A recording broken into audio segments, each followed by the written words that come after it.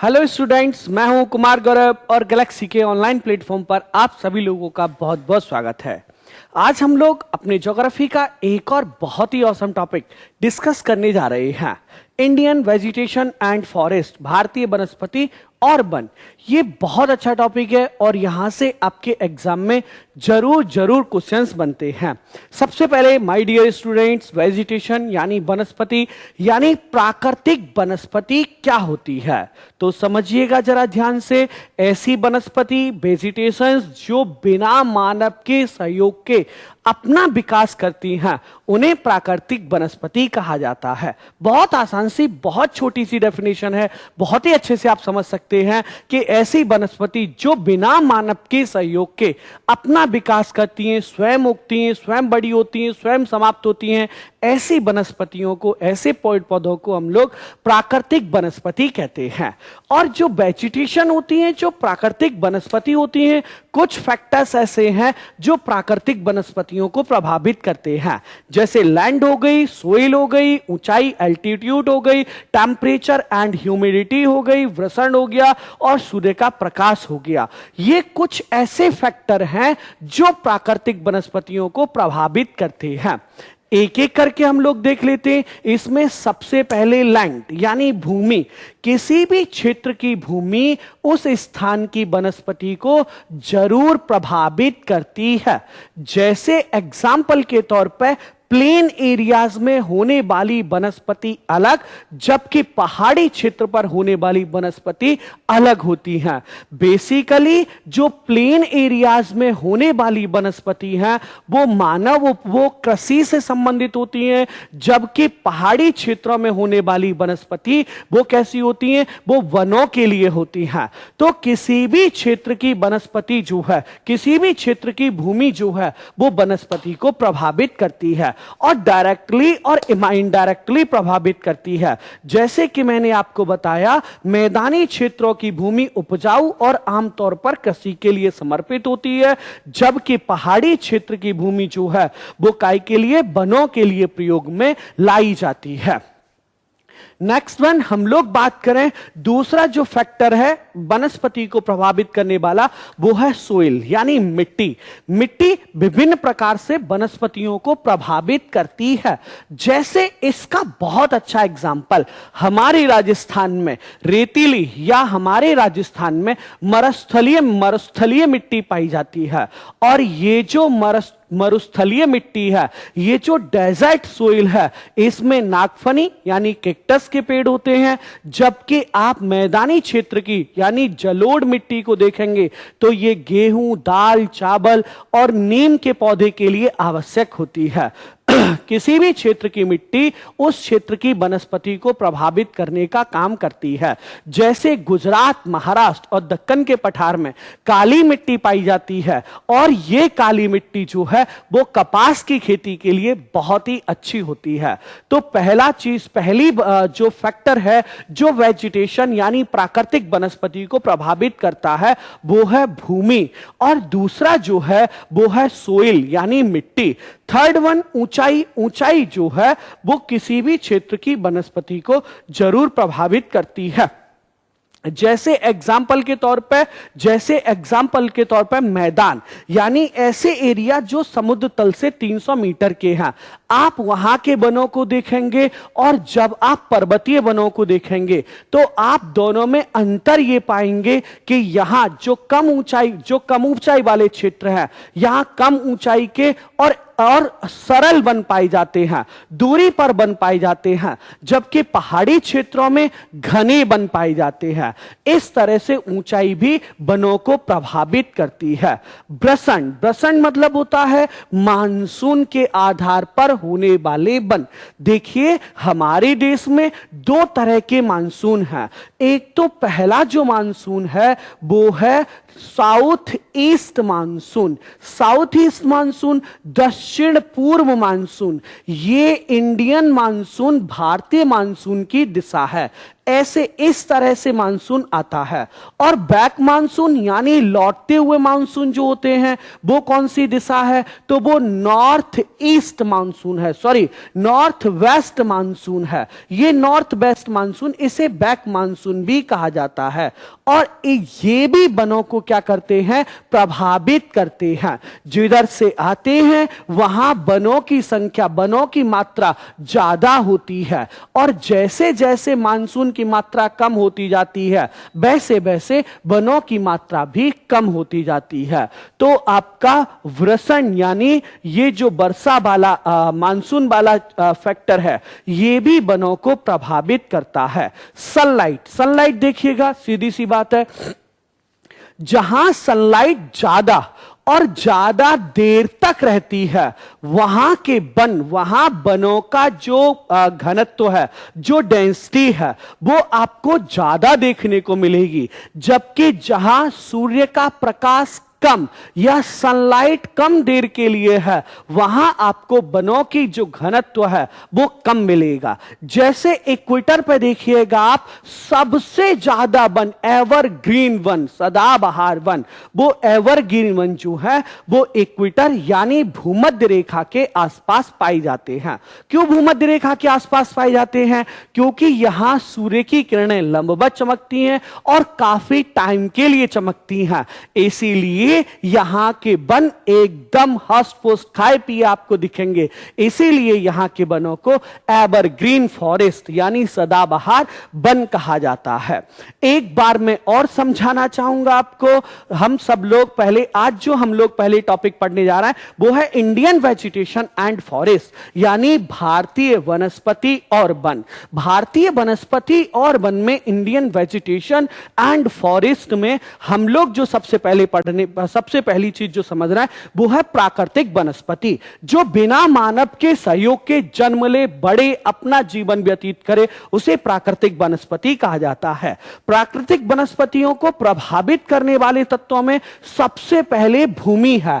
100% भूमि कैसी है? समतल है, उबड़ खाबड़ है, इसमें अलग अलग प्रकार की वनस्पति जन्म लेती हैं। फिर दूसरा है मृदा या भूमि या सोइल कह सकते हैं, लैंड कह सकते हैं, यह भी किसी भी क्षेत्र की वनस्पतियों को प्रभावित करती है। जैसे उत्तर भारत की मृदा जो है वो बहुत ही ज्यादा उपजाऊ है, मैदानी भागों की मृदा बहुत ही ज्यादा उपजाऊ है, जबकि दक्कन के पठार की मृदा उतनी ज्यादा उपजाऊ नहीं है। मिट्टी, मिट्टी के बाद फिर ऊंचाई, ऊंचाई पर अलग अलग तरह के, कम ऊंचाई वाले क्षेत्रों में कम ऊंचाई के वन और ज्यादा ऊंचाई के क्षेत्रों में ज्यादा ऊंचाई के वन जो है वो पाए जाते हैं। नेक्स्ट वन अगला देखते हैं हम लोग, वर्षण। जिधर से मानसून आता है और जैसे जैसे बढ़ता जाता है वैसे ही वनों की मात्रा कम होती जाती है अपेक्षाकृत जहां से मानसून स्टार्ट हुआ है। अब सूर्य का प्रकाश जितनी देर, ये वनों की मात्रा या वनस्पति की मात्रा इस बात पर भी निर्भर करती है कि किसी एरिया में सूर्य का प्रकाश कितनी देर रुक रहा है या कितनी तेज है, उस हिसाब से उस एरिया में वनस्पति भी होती हैं। अब देखिएगा भारत में वनस्पति या भारत में वन, देखिएगा इंडिया में, भारत में वनों को क्या किया गया है, तो वनों को सर 5 पार्ट्स में यानी 5 भागों में बांटा गया है। सबसे पहले जो वन है वो है उष्णकटिबंधीय वन, फिर उष्णकटिबंधीय पर्णपाती वन, कांटेदार वन, पर्वतीय वन और तटीय और दलदलीय वन। सबसे पहले आप जो ये मैप देख रहे हैं ये एनसीईआरटी से लिया गया मैप है, आप देख पा रहे होंगे, बहुत ही औसम है। और इसी के माध्यम से हम क्या करेंगे, वनों का अध्ययन करेंगे। सबसे पहले उष्णकटिबंधीय सदाबहार वन, मैंने आपको बताया ये उष्णकटिबंधीय सदाबहार वन ऐसे वन होते हैं, ट्रॉपिकल एवरग्रीन फॉरेस्ट ऐसे फॉरेस्ट होते हैं जिन एरिया में बहुत ज्यादा बारिश और बहुत ज्यादा लाइट रहती है। और वनों को क्या चाहिए, पानी और लाइट चाहिए। पानी और लाइट, लाइट प्रकाश संश्लेषण, पौधों का भोजन बनता रहेगा।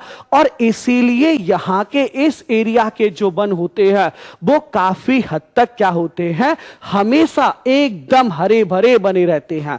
इसीलिए इन्हें एवरग्रीन फॉरेस्ट यानी सदाबहार वन कहते हैं। और सदाबहार वन में आप समझिए ये ऐसे एरिया में पाए जाते हैं जहां वर्षा 200 सदाबहार वन ऐसे आपको समझ में आएगा कि जहां हमेशा बारिश और प्रकाश की उचित मात्रा बनी रहती हो। ये जो वन है वो 200 सेंटीमीटर से ज्यादा के वर्षा के स्थानों पर पाए जाते हैं। इन वनों को 3 भागों में बांटा जाता है। आर्द्र उष्ण कटिबंधीय one, wheat evergreen forest, semi evergreen forest, dry evergreen forest, शुष्क सदाबहार वन। अब इनमें सबसे पहले आता है उष्ण कटिबंधीय वन में आर्द्र उष्ण कटिबंधीय वन। ये जो आर्द्र उष्ण कटिबंधीय वन है ये हमारे देश के भारत के पश्चिमी घाट, वेस्टर्न घाट में, अंडमान निकोबार द्वीप समूह में और उत्तर पूर्वी क्षेत्र में, उत्तर पूर्वी का मतलब है नॉर्थ ईस्ट इंडिया, जो 7 सिस्टर स्टेट्स हैं वहां, तथा दक्षिण भारत में जो है वो पाए जाते हैं। दक्षिण भारत में क्यों पाए जाते हैं? क्योंकि जो हमारी इक्वेटर है, भूमध्य रेखा है, वो साउथ इंडिया, दक्षिण भारत के पास में है। 8 डिग्री 4 मिनट से हमारा देश स्टार्ट होता है, इसीलिए ये वाले वन यहां पाए जाते हैं। मैंने आपसे कहा सदाबहार वन ऐसे वन होते हैं या आर्द्र उष्ण कटिबंधीय वन ऐसे वन होते हैं जहां बारिश 200 सेंटीमीटर से अधिक वर्षा तथा 22 डिग्री सेंटीग्रेड से ज्यादा एनुअल टेम्परेचर, औसत तापमान रहता हो। ऐसे क्षेत्रों को, ऐसे स्थानों के वनों को आर्द्र उष्ण कटिबंधीय वन कहते हैं। और इनमें जो पेड़ों की ऊंचाई होती है वो 60 मीटर या उससे ज्यादा होती है, रोजवुड, महागनी, एनी, इबोनी ये इसमें शामिल होते हैं। और वृक्षों की बात की जाए तो जैसे कटहल हो गया, सुपारी हो गया, जामुन हो गया, आम हो गया, ये इस प्रकार के वन हैं। आर्द्र उष्ण कटिबंधीय वन, बारिश 200 सेंटीमीटर से ज्यादा और temperature 22 degree, average temperature 22 degree centigrade से ज्यादा होना चाहिए। एक बात। दूसरी बात, नेक्स्ट वन अगला देखते हैं हम लोग, दूसरे हैं अर्ध सदाबहार वन। अर्ध सदाबहार सेमी एवरग्रीन। ये वाले वन क्या होते हैं? ये वाले वन 200 सेंटीमीटर से ज्यादा बारिश तो कंपलसरी है ही है, लेकिन उतना नहीं जितना आर्द्र उष्ण कटिबंधीय में हो रही है। उतनी बारिश नहीं है जितनी आर्द्र उष्ण कटिबंधीय वन में होती है। ये उससे कम वर्षा वाले भागों में पाए जाते हैं जहां आर्द्र सदाबहार वन पाए जाते हैं। और ये पश्चिमी घाट, अंडमान निकोबार द्वीप समूह और पूर्वी हिमालय में ये आर्द्र सदाबहार वन पाए जाते हैं। इन वनों में आर्द्र सदाबहार और आर्द्र पर्णपाती वृक्ष ये दोनों मिश्रित रूप से पाए जाते हैं। सबसे पहले पर्णपाती वन और सदाबहार वन में अंतर समझिएगा, दोनों ही हमारे देश के मुख्य वन हैं। सबसे पहले मैं आपको बताने जा रहा हूं कि पर्णपात सदाबहार वन क्या होते हैं, जिनको खूब सारा पानी मिला हो, 200 सेंटीमीटर से ज्यादा बारिश हो और जिनका एवरेज टेम्परेचर भी ज्यादा हो, 22-25 डिग्री सेंटीग्रेड से ज्यादा हो, उन्हें एवरग्रीन फॉरेस्ट यानी सदाबहार वन कहा जाता है। अच्छा, अब जरा सुनिएगा और चीजों को समझिएगा। पर्णपाती वन क्या होते हैं? पर्णपाती वन ऐसे वन होते हैं जिनमें एक बार पतझड़ आता है। पतझड़ का मतलब जो अपने पत्तों को छोड़ देते हैं। अगर आपको पतझड़ के मौसम में छोड़ दिया जाए पर्णपाती वन में, तो आप देखेंगे सारे पेड़ जो हैं वो पत्तों से लैस हो गए हैं, किसी भी पेड़ पर कोई पत्ता नहीं है।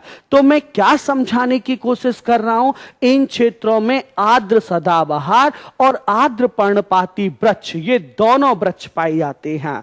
और सर सबसे शानदार बात यह है कि सफेद देवदार इसका सबसे अच्छा एग्जाम्पल है। सफेद देवदार जो है वो इसका सबसे अच्छा एग्जाम्पल है। नेक्स्ट वन अगला देखिएगा, तीसरा जो है वो है शुष्क सदाबहार वन। शुष्क सदाबहार वन आप समझिएगा ये ऐसे वन होते, बारिश 200 सेंटीमीटर से ज्यादा ही है, लेकिन आप समझिएगा सामान्य तौर पर दीर्घकालीन ग्रीष्म ऋतु, शुष्क मानसून और भीषण क्या होती है, ठंडी होती है। शुष्क का मतलब होता है ड्राई, यहां क्या होती है, शुष्क गर्मी होती है, मानसून होता है और भीषण ठंड इस स्थान पर पड़ती है। और ये जो वन है वो शिवालिक की पहाड़ियों में और हिमालय की तलहटी क्षेत्र में पाए जाते हैं। इसके साथ साथ ये वन आंध्र प्रदेश और कर्नाटक के तटीय क्षेत्रों में भी पाए जाते हैं। हां, इनकी एक विशेषता ये है कि इनमें सुगंधित फूलों के साथ साथ कठोर पत्ते वाले सदाबहार वृक्ष शामिल होते हैं और कुछ पर्णपाती वृक्ष भी शामिल होते हैं। जैसे यहां के जो वृक्ष होते हैं वो पालिशदार होते हैं और इनमें जैसे अनार हो गया, जैतून हो गया और ओलियंडर हो गया। ये क्या है, ओलियंडर हो गया, ये क्या है, ये यहां के प्रमुख वृक्ष हैं। तो हमने अभी सिर्फ और सिर्फ अपने देश में एक प्रकार के वन पढ़े हैं और वो है कौन से, उष्णकटिबंधीय one, tropical evergreen forest. Tropical evergreen forest ये ऐसे वन होते हैं जिनको बहुत अच्छी मात्रा में बारिश और प्रकाश प्राप्त हुआ हो, जैसे 200 सेंटीमीटर से ज्यादा और एवरेज टेम्परेचर 22 डिग्री सेंटीग्रेड से ज्यादा, 200 सेंटीमीटर से ज्यादा। और ये वाले वन मुख्यतः इक्वेटर यानी भूमध्य रेखा के पास में पाए जाते हैं। सदाबहार इनसे इसलिए कहा जाता है क्योंकि पूरे वर्ष भर ये आपको ग्रीन दिखाई देंगे। ग्रीन मतलब हरे कलर के। क्यों दिखाई देंगे, क्योंकि पूरे वर्ष भर इनकी पत्तियां इन पर बनी रहती हैं। सेकंड वन अगला हम लोग डिस्कस करें तो वो है उष्णकटिबंधीय पर्णपाती वन। उष्णकटिबंधीय पर्णपाती वन, देखिए पर्णपाती वन का पहला मैंने आपको सबसे अच्छा, आप पर्णपाती वर्ड देख करके कभी न डरिएगा। पर्णपाती का मतलब होता है ऐसे वन जो अपने जीवन में जो हर साल अपनी पत्तियों का त्याग करते हैं, जिन पर पतझड़ का मौसम आता है, वो पर्णपाती वन कहलाते हैं। और देखिएगा ये भी दो प्रकार के होते हैं। कौन कौन से, पहला है नम जो है वो पर्णपाती वन, दूसरा है शुष्क पर्णपाती वन। बहुत आसान सी चीज है। और क्या चीज है जरा समझिएगा, एक सेकंड। हां, देखिए सबसे पहले इनमें जो पर्णपाती वन होते हैं, यहां जो बारिश होती है वो 100 से 200 सेंटीमीटर के 100 से 200 सेंटीमीटर के बीच में होती है। और ये 100 से 200 सेंटीमीटर के बीच में होती है। और इनके जो वृक्ष होते हैं उनमें खूब बड़ी बड़ी शाखाएं होती हैं और काफी क्षेत्र को ये घेरे रहते हैं। ये हमारे नॉर्थ ईस्ट इंडिया मतलब 7 सिस्टर स्टेट, इसके साथ साथ ये हिमालय की तलहटी, पश्चिमी घाट के पूर्वी ढलानों और उड़ीसा में ये वाले वन जो हैं नम पर्णपाती वन पाए जाते हैं। इन वनों में कुछ ऊंचे वृक्ष शुष्क मौसम में अपने पत्ते गिरा देते। यही इनकी क्वालिटी है कि ये अपने पत्ते क्या करते, गिरा देते हैं। जैसे सागौन हो गया, साल हो गया, शीशम हो गया, हुर्रा हो गया, महोबा, आंवला, सेमुल, कुसुम और चंदन, ये सब इस प्रकार के वन हैं, नम पर्णपाती वन हैं। जबकि दूसरे जो होते वो होते शुष्क पर्णपाती वन। और शुष्क पर्णपाती वन कौन से होते हैं, तो सर ये पहली बात तो मैं आपको बताऊं, ये शुष्क पर्णपाती वन जो है ये देश के विस्तृत क्षेत्र को कवर करते हैं और यहां बारिश 70 70 से 100 सेंटीमीटर के बीच में होती है। इनकी विशेषता 70 से 100 सेंटीमीटर के वन में क्षेत्र में होती है और इस प्रकार के वन पूरे उत्तर भारत में, इसके साथ साथ मध्य प्रदेश, गुजरात, आंध्र प्रदेश, कर्नाटक और तमिलनाडु में भी पाए जाते हैं। और नमी वाले क्षेत्र में आर्द्र पर्णपाती वन के लिए एक समय आता है जब वो क्या करते हैं, अपने सभी पत्ते गिरा देते हैं और कुछ क्षेत्रों में इनके पत्ते कांटेदार वन बन जाते हैं। ये जो शुष्क मौसम की शुरुआत में वृक्ष अपने पत्ते गिरा देते हैं और वन विशाल घास के मैदान की तरह दिखाई देते हैं, जिसके चारों ओर नग्न पेड़ होते हैं, जैसे तेंदू हो गया, पलाश हो गया, अमलतास हो गया, बेल हो गया, खेर हो गया, धाबा हो गया। ये सब इसी तरह के वन होते हैं। ये सब जो है वो इसी तरह के वन होते हैं। तो अब तक हम लोगों ने दो वनों को डिस्कस किया है, दो वनों को डिस्कस किया है जो भारत में पाए जाते हैं। पहले उष्णकटिबंधीय ट्रॉपिकल एवरग्रीन फॉरेस्ट, दूसरा ट्रॉपिकल डेसिड्यूस फॉरेस्ट यानी उष्णकटिबंधीय पर्णपाती वन, फिर है थ्रोन यानी कांटेदार वन। तो कांटेदार वन, देखिए सीधी सी बात है, कांटेदार वन ऐसे स्थानों पर पाए जाते हैं जहां नमी, जहां मॉइस्चर, बारिश की कमी होती है। और ये क्योंकि इन पर पत्तियां इसलिए नहीं होती हैं कि ये पानी का वाष्पोषण ज्यादा न करें। एक तो ऑलरेडी वो क्षेत्र कैसा है, सूखा क्षेत्र है, नमी रहित क्षेत्र है। ये वन ऐसे क्षेत्रों में पाए जाते हैं जहां वार्षिक वर्षा 50 सेंटीमीटर से कम होती है। इस प्रकार के वन काली मिट्टी वाले क्षेत्रों में ज्यादा पाए जाते हैं, जैसे उत्तर, पश्चिम, मध्य और दक्षिण भारत। इसमें दक्षिण पश्चिम में पंजाब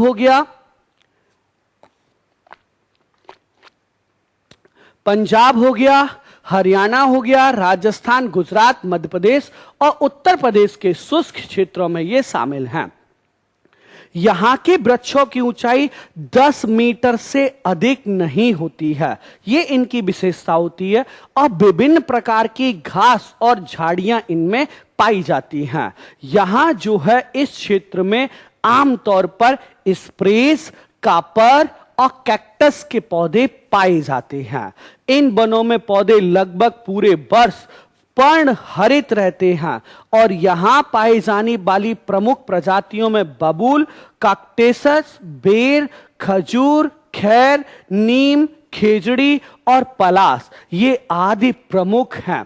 सीधी सी बात समझिएगा। अब हम आपको एक चीज बताएं, नॉर्मल आसान भाषा में बताएं, 200 सेंटीमीटर से ज्यादा बारिश है, 25 डिग्री सेंटीग्रेड से ज्यादा तापमान है, मतलब पौधों को खूब पानी, खूब बारिश। पौधों को क्या, लोग रोज पौधे को पानी लगाते हैं, पौधे को क्या चाहिए, पानी। जिसको रोज पानी मिल रहा है, 200 सेंटीमीटर से ज्यादा बारिश हो रही है, वो एवरग्रीन सदाबहार वन है। ऐसे वन जहां बारिश 100 से 200 सेंटीमीटर के बीच हो रही है, पर्णपाती वन है। ये एक मौसम में अपने पत्ते गिरा देते हैं। तीसरे, जहां बारिश 50 सेंटीमीटर से कम हो रही है, यानी जो राजस्थान डेजर्ट, रेगिस्तान वाले क्षेत्र हैं।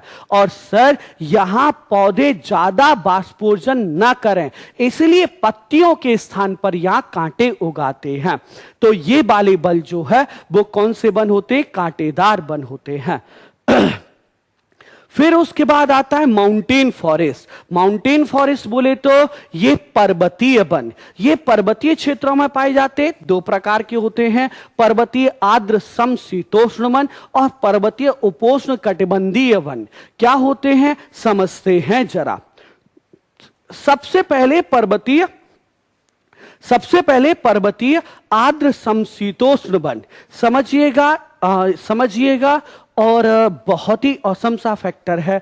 इस प्रकार के वन उत्तर और दक्षिण भारत में पाए जाते हैं। क्यों सर? क्योंकि उत्तर भारत और ये उत्तर भारत में, यहां दक्षिण भारत के इस एरिया में थोड़े ऊंचाई वाले ज्यादा पर्वत पाए जाते हैं, और इसके साथ साथ उत्तर भारत यानी हिमालय तो है ही एक ऊंचाई वाला पर्वत।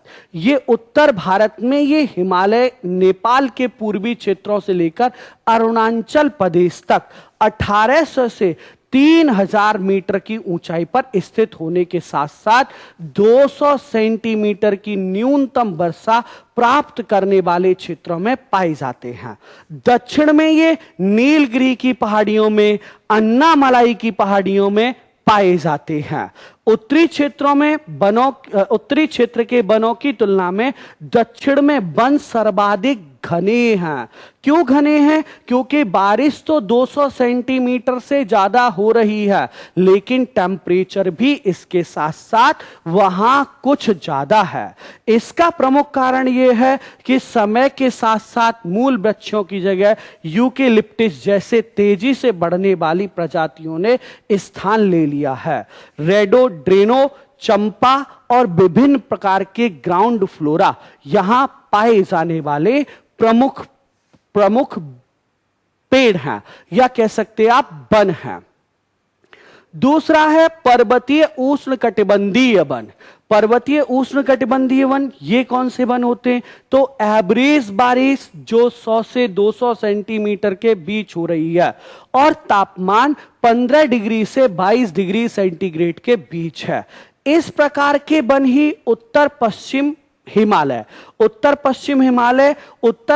हिमालय में भी लद्दाख और कश्मीर को छोड़कर, इसके साथ साथ हिमाचल प्रदेश हो गया, उत्तराखंड हो गया, सिक्किम हो गया और अरुणाचल प्रदेश हो गया, यानी आपका पूरा वो एरिया जो कि हिमालय से घिरा हुआ है। इसके साथ साथ इसके प्रमुख वृक्ष जो हैं वो एक है पाइन यानी चीड़। चीड़ इसका सबसे प्रमुख वृक्ष है।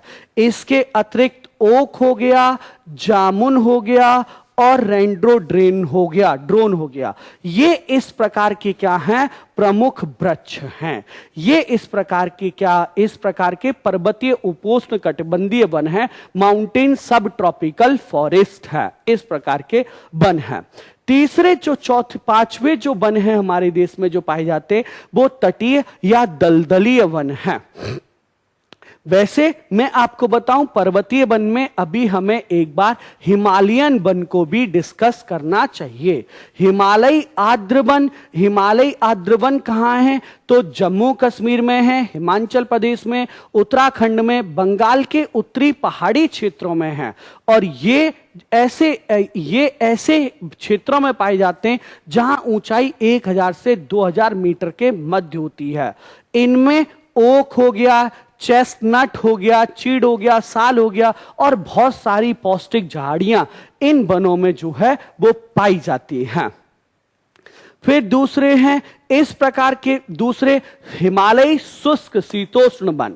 जम्मू कश्मीर, चंबा, लाहौल, किन्नौर जिला हिमाचल प्रदेश तथा सिक्किम में पाए जाते हैं। और इन वनों में मुख्य रूप से शंकुधारी, देवदार, ओक, चिलगोजा, मेपल, जैतून, सहतूत ये आदि जो है वो वृक्ष पाए जाते हैं। और तीसरे जो वन है सबसे ज्यादा इंपॉर्टेंट वो है अल्पाइन और अर्ध अल्पाइन वन। अच्छा, ये वन ऊंचाई वाले क्षेत्रों में अल्पाइन वनों और 2500 से 4000 मीटर की ऊंचाई पर स्थित चारागाह क्षेत्र में बहुत ज्यादा ऊंचाई पर पाए जाते हैं। अर्ध अल्पाइन वन जो हैं वो अरुणाचल प्रदेश में 2900 से 3500 मीटर तक की ऊंचाई तक पाए जाते हैं। और वृक्ष इन वनों में पश्चिम हिमालय की वनस्पति के मुख्य रूप से जूनिफर हो गया, रेंडेड्रोन हो गया, विलो हो गया, काली किसमिस हो गया, इस प्रकार के वृक्ष जो है वो इसमें पाए जाते हैं। जबकि पूर्वी हिमालय यानी नॉर्थ वाला जो ईस्टर्न वाला जो हिमालय है इसमें लाल देवदार हो गया, काला जूनिफर हो गया और भुर्ज हो गया और लार्च हो गया। ये इस तरह के वन जो हैं वो इसमें पाए जाते हैं। इस तरह के पेड़ इसमें पाए जाते हैं। तीसरा है तटीय। तीसरा है आपका तटीय और दलदलीय वन। तटीय और दलदलीय वन, ये वन अंडमान निकोबार द्वीप समूह, गंगा और ब्रह्मपुत्र के डेल्टाई क्षेत्र में पाए जाते हैं। क्यों भैया ऐसी जगह पे पाए जाते हैं? क्योंकि ये सारा एरिया जो है वो दलदलीय क्षेत्र है। अंडमान निकोबार द्वीप समूह हो या गंगा और ब्रह्मपुत्र का डेल्टा, गंगा और ब्रह्मपुत्र का डेल्टा अर्थात सुंदरबन के डेल्टा की बात की जा रही है, और इसमें सुंदरबन के डेल्टा में पाए जाते हैं। और अन्य क्षेत्र कौन कौन से? तो महानदी का डेल्टा हो गया, गोदावरी का डेल्टा हो गया और कृष्णा का डेल्टा हो गया। और इनमें से कुछ वन घने और अभेद, मतलब बहुत ज्यादा घने, और अभेद मतलब इतने पास पास होते हैं, इतनी ज्यादा डेंसिटी होती है कि उनसे निकलना भी मुश्किल हो जाता है। इन सदाबहार वनों की सीमित संख्या में ही पौधे पाए जाते हैं। इनकी जड़ें मुलायम होती हैं और पौधे पानी में सांस ले सके, ऐसा इसलिए होता है। मुख्य रूप से खोखले पाइन, मैंग्रोव खजूर, ताड़ और बुलेट वुड, ये जो है बुलेट वुड, ये इसमें शामिल हैं। और भारत में मैंग्रोव वन की बात करें तो ये लगभग 6,740 वर्ग किलोमीटर क्षेत्रफल फैले हुए हैं, जो कि विश्व के कुल मैंग्रोव वन का 7% हिस्सा कवर करते हैं। ये वन तट रेखा को सुव्यवस्थित करते, जो भारत की तट रेखा, और उसे कटने से रोकते हैं। गंगा डेल्टा क्षेत्रों में सुंदरबन दुनिया का सबसे बड़ा ज्वारीय वन है, और ये बहुत इंपॉर्टेंट है और ये बहुत ही महत्वपूर्ण क्वेश्चन है कि गंगा डेल्टा क्षेत्रों में सुंदरबन दुनिया का सबसे बड़ा ज्वारीय वन है। अब देखिए कुछ औषधीय पादप, ये तो हमारे देश के वन हो गए, मेन प्रमुख वन हो गए। फिर से मैं आपको एक बार बता दूं, जहां खूब बारिश होती है, खूब प्रकाश रहता है, एवरग्रीन फॉरेस्ट है, यानी उष्णकटिबंधीय वन है।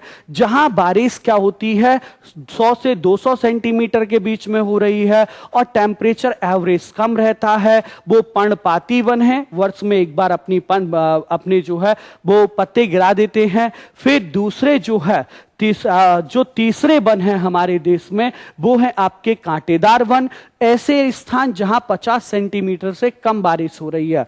पर्वतीय वन जो हिमालय के भागों में और पूर्वी घाट और पश्चिमी घाट पर पाए जाते हैं। दलदलीय वन जो कि डेल्टाज में, और डेल्टा भी कौन कौन से? गंगा ब्रह्मपुत्र का डेल्टा यानी सुंदरबन का डेल्टा, महानदी गोदावरी और कृष्णा का डेल्टा। इसके बाद अब आते हैं औषधीय पादप। औषधीय पादप भारत देखिएगा आदि समय मतलब रामायण का काल देखिए, जब लक्ष्मण जी को शक्ति लग जाती है। एक एग्जाम्पल, और आप देखते हैं हनुमान जी कहां से वो संजीवनी बूटी लाते हैं। इस लाइन से, इस छोटी सी कहानी से मैं आपको ये समझाने की कोशिश कर रहा हूं कि भारत आदिकाल से मसालों और जड़ी बूटियों के लिए विश्व विख्यात रहा है। आयुर्वेद में लगभग 2000 से ज्यादा पौधों का वर्णन है और कम से कम 500 तो निरंतर प्रयोग में आते रहते हैं। विश्व संरक्षण संघ ने लाल सूची के अंतर्गत 352 पौधों की गणना की है, जिनमें से 52 पौधे यानी 52 पौधे जो हैं वो अति संकटग्रस्त हैं और 49 पादप जो है विनिष्ट होने का खतरा है। भारत में प्राय औषधि के लिए प्रयोग होने वाले कुछ इंपॉर्टेंट पौधे जैसे सर्पगंधा, ये ब्लड प्रेशर के लिए है, और सर्पगंधा पूरी दुनिया में केवल भारत में ही पाया जाता है। दूसरा जामुन, पके हुए फल से सिरका बनाया जाता है जो कि डायबिटीज और ब्लड प्रेशर के काम आता है। अच्छा, अर्जुन, वो जो तेज पत्ते होते हैं, ये इसका रस जो है वो कान के दर्द में लाभकारी होता है और ब्लड प्रेशर को भी कंट्रोल करता है। जैसे बबूल हो गया, आंख में निकला हुआ दाना यानी फुंसी, और इसका जो गोंद होता है वो शारीरिक शक्ति के लिए बहुत अच्छा होता है। नीम ये बायोटिक और एंटीबायोटिक का काम करता है। तुलसी जुकाम और खांसी में काम आती है। कचनार फोड़ा यानी अल्सर और दमा रोग के लिए प्रयोग होता है। इस कचनार की जड़ और कली पाचन शक्ति में सहायता करती है। अब देखिए भारत में वन आवरण देखिए, सबसे पहले भारतीय वन स्थिति रिपोर्ट, भारतीय वन स्थिति रिपोर्ट 2021 संदर्भ। सबसे पहले आप समझिए, इस रिपोर्ट को पर्यावरण, वन तथा जलवायु परिवर्तन मंत्रालय के द्वारा जारी किया जाता है। पर्यावरण, वन तथा जलवायु परिवर्तन मंत्रालय के द्वारा जारी किया जाता है। इसमें सूचनाएं क्या क्या हैं?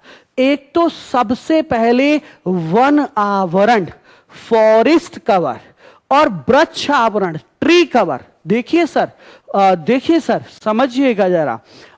हम आपको बताएं, सबसे पहले वन आवरण, फॉरेस्ट कवर का मतलब होता है गवर्नमेंट के द्वारा जो एरिया वन क्षेत्र घोषित कर दिया गया है, वह एरिया जो सरकारी रिकॉर्ड में एज ए फॉरेस्ट कैलकुलेट होता है, उसे कहते हैं हम लोग वन आवरण। दूसरा होता है वृक्षावरण। वृक्षावरण क्या होता है? Tree cover. ट्री कवर क्या होता है? ऐसा एरिया जो 1 हेक्टेयर से ज्यादा हो और उसमें वनों की जो डेंसिटी है वो 10% से ज्यादा हो, तो इसे हम लोग वृक्ष आवरण कहते हैं।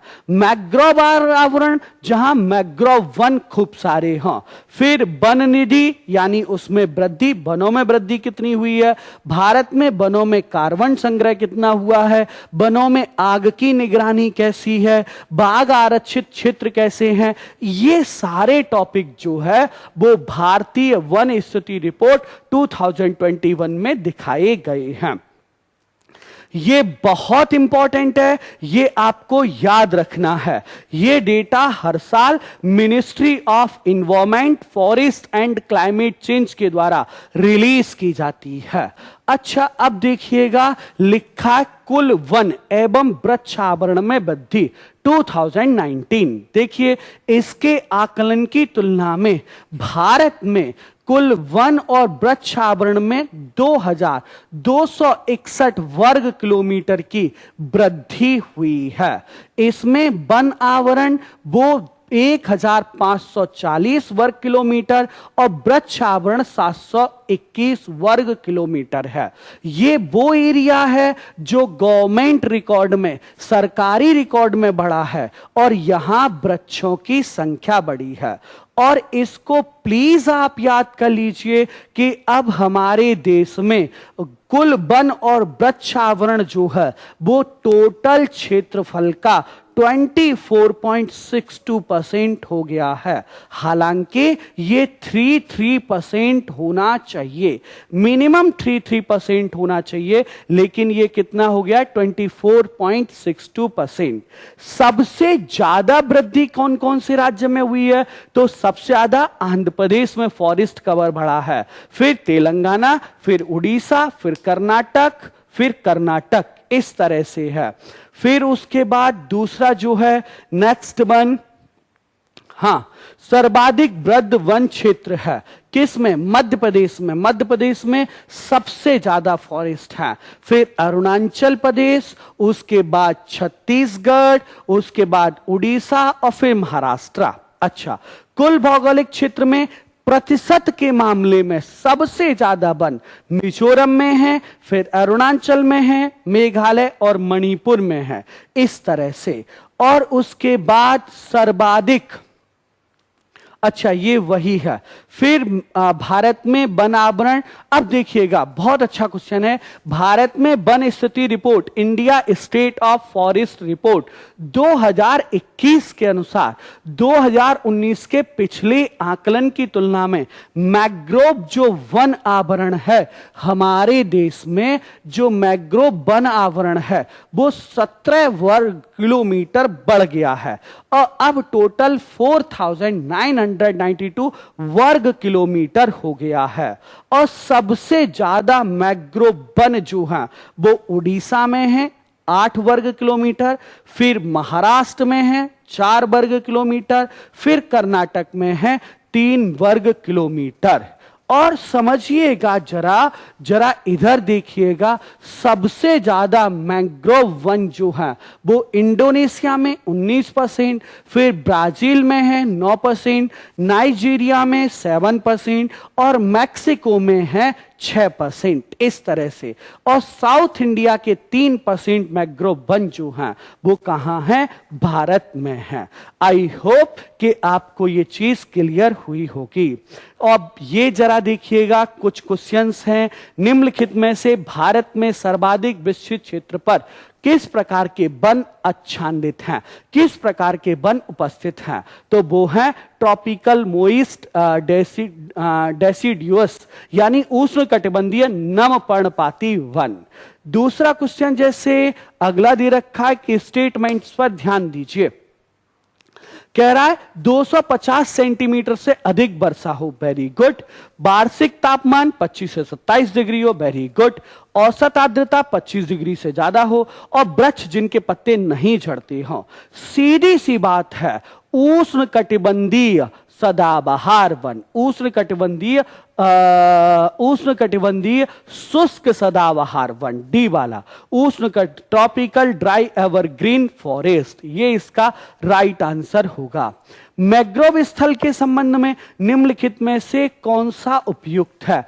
अब जरा स्टेटमेंट को पढ़ते हैं। मैंग्रोव पादप को लवणीय तथा और स्वच्छ जल के उपयुक्त मिश्रण की क्या होती है? आवश्यकता होती है, पहली चीज।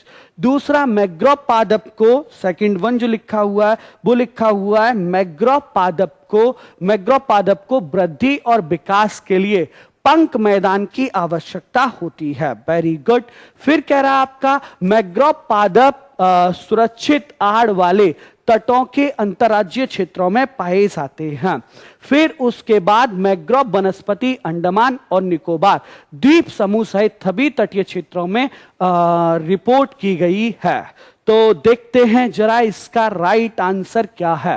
पहला वाला स्टेटमेंट स्वच्छ जल, ये गलत हो गया। पहला वाला स्टेटमेंट स्वच्छ जल, ये स्टेटमेंट क्या है? गलत हो गया। फर्स्ट यानी पहला वाला स्टेटमेंट गलत हो गया, इसकी वजह से ये गलत हो गया, ये गलत हो गया क्योंकि इसमें भी फर्स्ट है, ये भी गलत हो गया क्योंकि ये फर्स्ट है। सेकंड वाला सही है। स्वच्छ जल का और मैंग्रोव वन का कोई मतलब जो है वो संबंध ही नहीं है। फिर उसके बाद अगला क्वेश्चन, उष्ण कटिबंधीय सदाबहार वर्षा वन वनस्पति जीवों और प्राणियों की वृद्धियों के अनुकूल पर्यावरणीय अवस्थाएं प्रदान करते हैं। इस संबंध में कौन सा कथन, इस संबंध में निम्नलिखित में से कौन सा कथन सही नहीं है?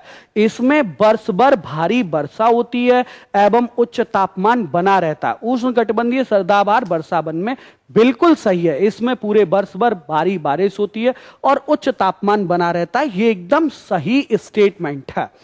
इस जीवोम को मेगा थर्मल बायोम भी कहा जाता है, बिल्कुल सही बात है भाई। ये तो सदाबहार वर्षा वन जीवोम 10 डिग्री नॉर्थ और 10 डिग्री साउथ के बीच फैला हुआ है, ये स्टेटमेंट एकदम सही है। 3 स्टेटमेंट, तो फिर गलत अपने आप ही चौथा वाला गलत हो जाएगा, चौथा वाला अपने आप ही गलत हो जाएगा क्योंकि पहले 3 क्या हैं? एकदम सही हैं। तो नेक्स्ट वन, हाँ, तो ये अपना सेशन था। आई होप कि आपको अच्छे से समझ में आया होगा। इसके साथ ही ये सेशन यहीं समाप्त करते हैं और फिर नेक्स्ट क्लास में एक अच्छे से टॉपिक के साथ मिलते हैं। Thank you so much.